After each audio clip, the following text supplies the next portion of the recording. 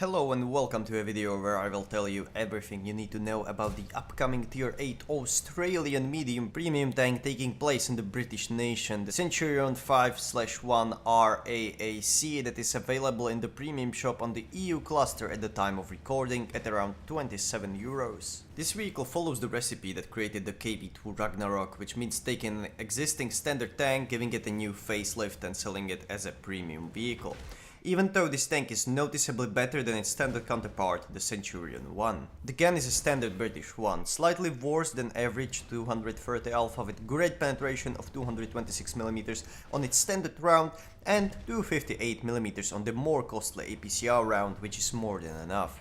Average damage per minute is nothing amazing, it's pretty much the same gun as the Centurion 1 and for example the FV4202 drives around, which means that the real time with the gun rammer is around 6.4 seconds, that gives us a DPM of 2130. Stock DPM is 1920, so exactly the same as the Centurion 1. In comparison to other Tier 8 medium, Centurion 5/1 is on position 30, however there's only a 250 damage difference between the third place, so it's just one shot short. Shot accuracy is also the same at comfortable 0.32 and aiming time fairly average at 2.2 seconds. 10 degrees of gun depression is just simply amazing. However, what makes this tank better than both of its Tier 8 counterparts is the gun handling. Comparing against the Cent 1 and FV, it's around 10% better, which significantly improves the effective damage output. It's not nearly as hard to do lots of damage when peaking, and overall it's much more comfortable. Now the armor. At the start of the video I mentioned that this tank is better than the standard Centurion 1, which is the armor. The turret is exactly the same, which means very good 254mm at the strongest point. If Tier 10s miss your weak spots, they are going to have trouble. However, there's obviously weak spots same as on the Centurion, which means that right next to the gun in the mantlet you can get through with around 230mm of penetration, but you need RNG to be on your side. However, the frontal hull armor is a different story. As the name suggests, the hull comes up from the up-armored variant.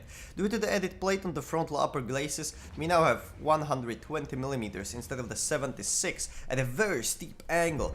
Your average Tier 8 will have issues with the slightest of angling. Most Tier 6 and 7 vehicles simply don't stand a chance. Mobility is also a bit better than on the Centurion 1, the horsepower per ton being again around 10% better, with the terrain resistances being the same. Maximum speed is stuck at 50. View range is good at 400 meters and camo is not bad either. With a full camo crew you get around 20% camo stationary, which in combination with the view range makes this tank a competent spotter. As this is a premium tank, we care about the crew. The layout is the same as on the British medium line Tier 8 and up, so you can just put your existing crew in there and let them do their job. If you're training a new crew, I recommend repairs before camo, as this tank is more brawly than it is snipey. Of course, gun handling and view range skills help too. Good penetration and cheap standard ammo makes this tank a decent moneymaker, even though due to the low DPM sometimes you will have issues doing the damage. In an average loss with around 1600 damage, it's not a problem to make around 50,000 credits with a premium account. Combination of the armor, good handling and great gun depression makes this tank a perfect ridge fighter, only downside being the low DPM. This vehicle is great to play even in Tier 10 because you can afford to be very aggressive. In good positions you are going to frustrate other players into shooting high explosive. If you enjoyed the Centurion 1 playstyle and you would like something a little bit better, go for it. This tank is just a better version of an already okay tank. However, it's a shame that we again have a premium tank that's just a copy of a standard one, but either the same or better in every regard.